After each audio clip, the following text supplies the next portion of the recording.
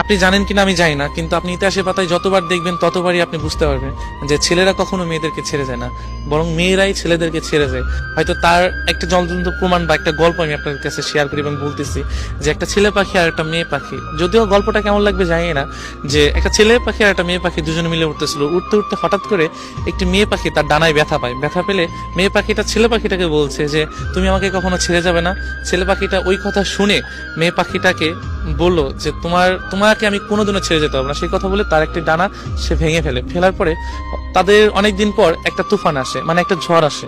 হ্যাঁ, ঝড় আসার পরে তখন অনেক ঝড় আসতেছে, যে এমন ঝড় তাদের বাসা আর থাকবে না। যদিও দুজন দুজনকে খুবই ভালোবাসতো, এতটাই ভালোবাসতো যে প্রকাশ করার মতো না, যদিও গল্প যেটা। তো ছেলে পাখিটা বলতেছে যে তুমি চলে যাও, ভালো একটা জায়গায় চলে যাও, ঝড় শেষে তুমি আমার কাছে আবার ফিরে এসো।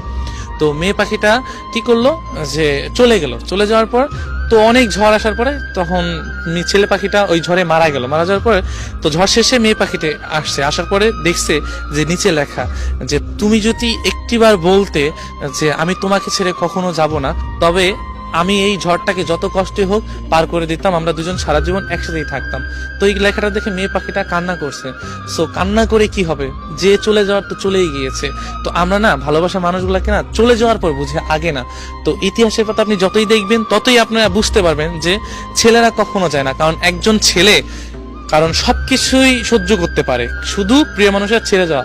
এবং প্রিয় মানুষ যদি থাকতে চায়, সে যত কষ্টই হোক, এমন দুনিয়াতে অনেক কিছুই আছে যে একজন ছেলে একটা মেয়ের জন্য সুইসাইড করেছে, মরে গিয়েছে, বা জেল খেটেছে, বা অনেক কিছুই তার মেয়ের পরিবার হাতে মারধর খেয়েছে, বা অনেক কিছুই শিকার হয়েছে একজন ছেলে। এমন দেখবেন হয়তো মেয়ে কিছু কিছু মেয়ের ক্ষেত্রে এমন হয়েছে, তবে